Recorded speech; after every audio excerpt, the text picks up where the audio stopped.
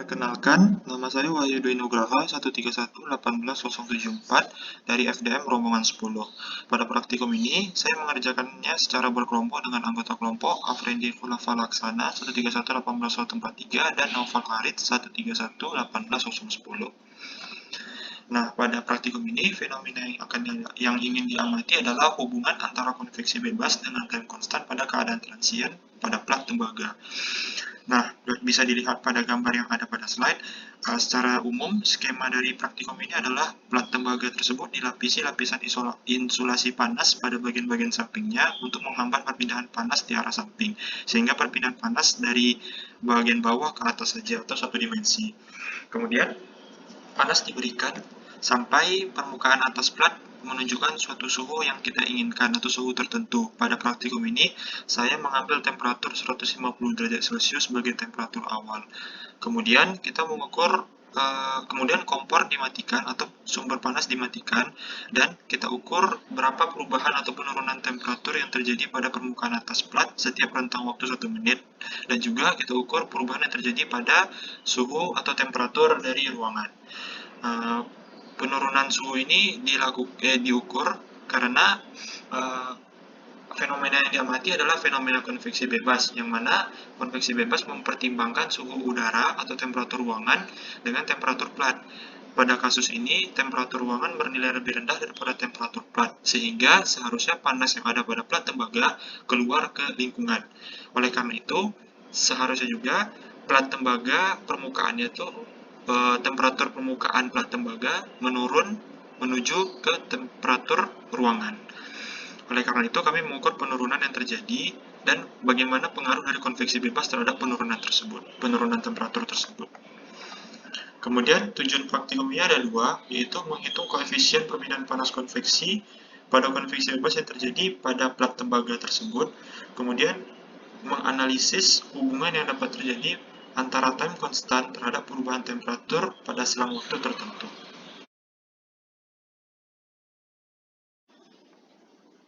Berikut alat dan bahan pada praktikum kali ini.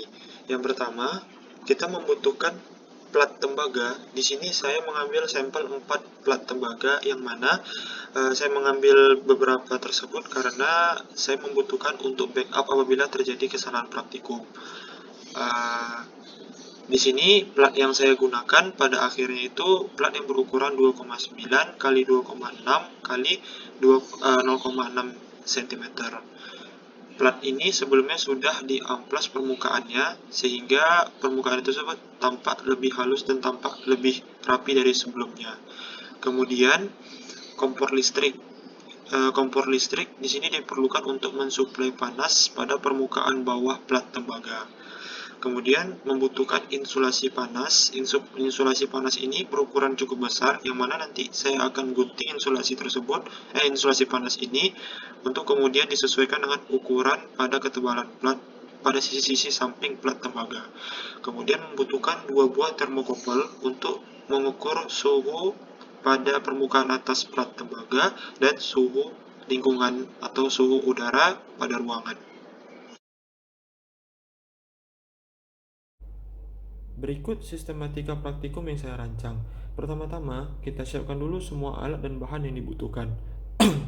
Ada 2 termokopel, ada 1 kompor listrik, dan ada 1 plat tembaga yang sudah dilapisi lapisan insulasi pada bagian-bagian samping plat. Baik, kita mulai untuk melakukan praktikumnya. Yang pertama, kita nyalakan dulu kompor listrik. Bisa dilihat stop kontak sudah hidup di sana. Nah, kemudian kita panaskan dahulu plat sampai temperatur yang kita inginkan sebagai temperatur awal. Nah, pada saat praktikum ini saya mengambil nilai sekitar 150 derajat Celcius sebagai temperatur awal. Baik, kita mulai hidupkan kompor dan amati temperatur yang terjadi perubahannya sampai 150 derajat. Dapat dilihat pada termokopel di sini. Nah, pada praktikum ini saya persingkat. Setelah mencapai 150 derajat, kita matikan kompornya dan kemudian kita amati kembali perubahan yang terjadi pada temperatur bagian atas plat setiap 1 menit. Oleh karena itu, pada rentang waktu setiap 1 menit, kita catat perubahan temperatur yang terjadi pada penurunan temperatur permukaan atas plat, dan kemudian perubahan yang terjadi pada temperatur ruangan.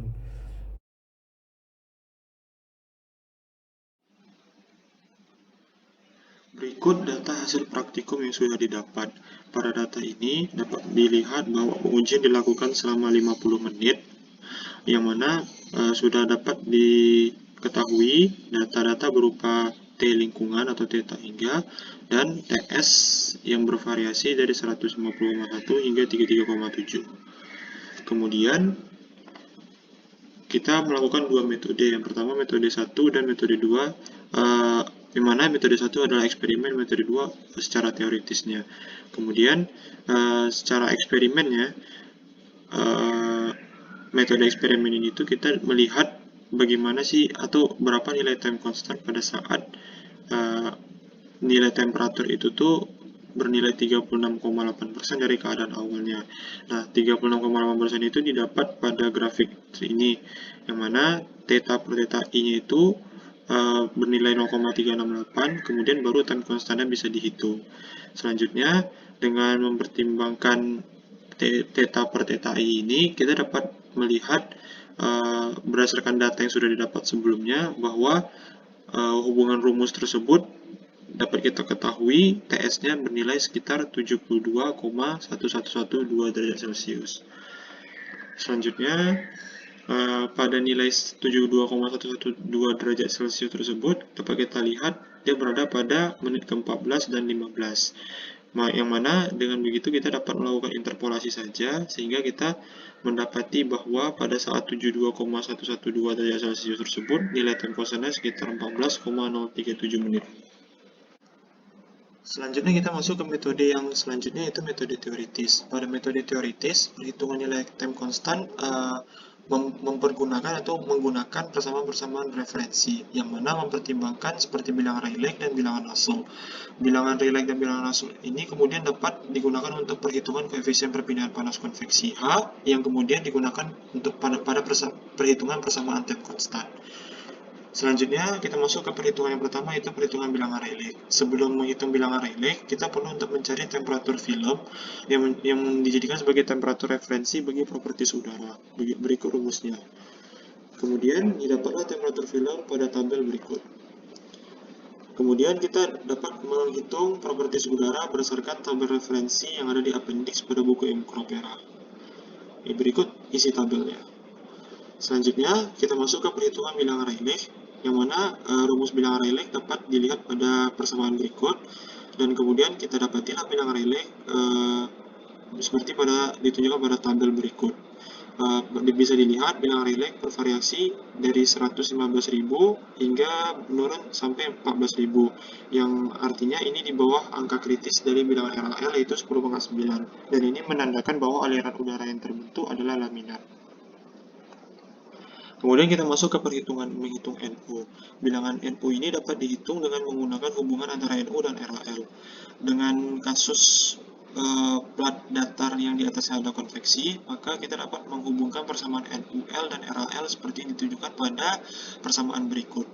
Dan rentang RAL dan PRA juga masuk dari data hasil perhitungan tabel sebelumnya. Kemudian kita juga menghitung koefisien perpindahan panas konveksi H berdasarkan nilai NUL yang sudah diketahui. Berikut rumus H-nya, dan didapatlah NUL dan H seperti ditunjukkan pada tabel berikut. Kemudian kita dapat menghitung juga nilai time constant pada selang waktu pengujian dengan menggunakan rumus berikut, dan keterangan rho tembaga dan C tembaga sebagai berikut juga. Kemudian didapatlah perubahan nilai time constant selama 50 menit seperti ditunjukkan pada tabel. Kemudian setelah mendapat rentang nilai time constant, kita perlu mencari nilai time constant rata-rata untuk membandingkannya dengan nilai eksperimen. Nah, dengan kita melakukan plot grafik antara H dengan TF, maka kita dapat mendapati grafik seperti berikut dengan persamaan logaritmik seperti Y sama dengan 34,375 lnx kurang 190,33. Dengan mengintegralkan persamaan berikut pada rentang nilai temperatur pengujian, maka kita dapat mendapati nilai H bernilai sekitar 8,684 watt per meter kuadrat Kelvin. Kemudian nilai H ini dimasukkan ke dalam rumus time constant dengan menggunakan Rho dan C tembaga pada slide sebelumnya, dan didapatlah nilai time constant teoritis bernilai 38,20 menit.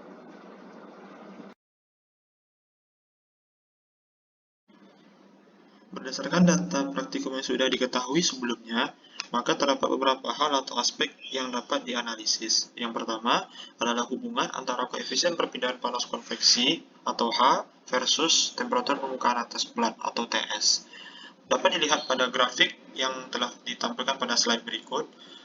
Temperatur permukaan atas plat itu bervariasi mulai dari temperatur awalnya 423,1 Kelvin menurun hingga 306,7 Kelvin.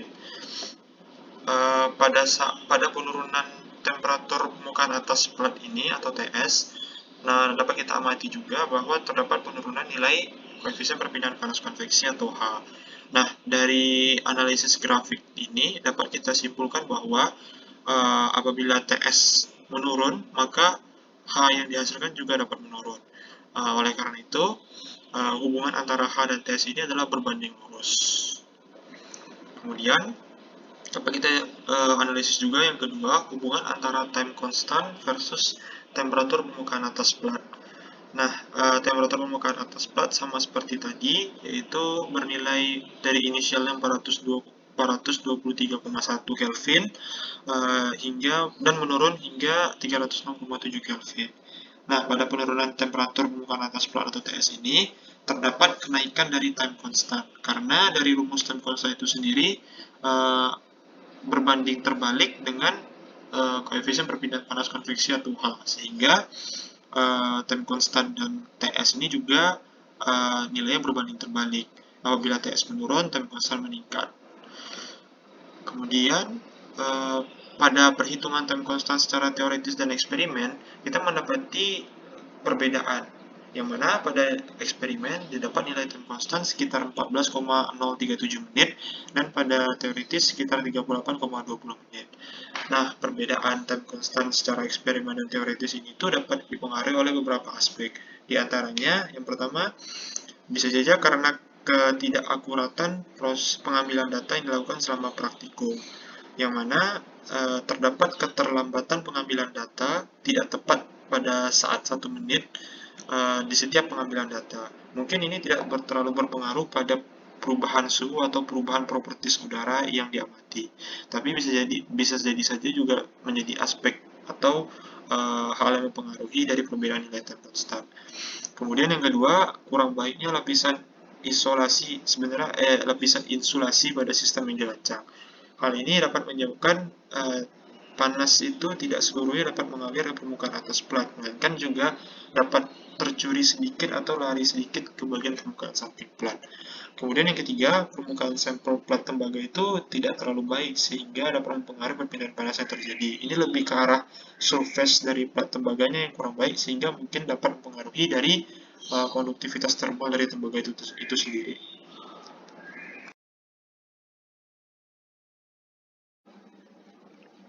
Pada saat pengujian, saya tidak mendapati masalah yang begitu berat pada saat menjalankannya. Namun, terdapat dua hal yang benar-benar saya pikir perlu untuk diberikan saran terkait alat praktikum yang digunakan pada saat pengujian. Yang pertama, saran terkait termokopel, yang mana termokopel yang saya gunakan tersebut itu mudah sekali mati pada saat pengujian, sehingga saya perlu untuk menghidupkan termokopel tersebut secara manual dan pada selang waktu tertentu untuk mengambil data kembali. Sarannya, saya menyarankan untuk menggunakan termokopel yang lebih baik dan tidak mudah mati, yang mana termokopel tersebut memang didesain atau memiliki spesifikasi yang mumpuni dalam pengambilan data atau penelitian.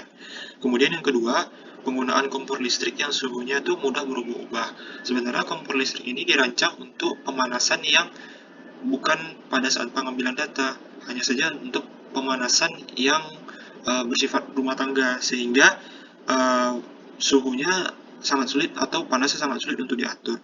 Kemudian saran yang dapat saya berikan, kita dapat menggunakan alat dengan suplai panas yang lebih stabil atau lebih teratur pemberian panasnya, yang mana alat pemanas tersebut itu memang dirancang khusus untuk penelitian atau pengambilan data. Sekian dari praktikum yang dapat saya sampaikan. Saya Wahyu Dwi Nugraha 131-18074 mengucapkan minta maaf apabila terdapat kesalahan selama penyampaian praktikum ini.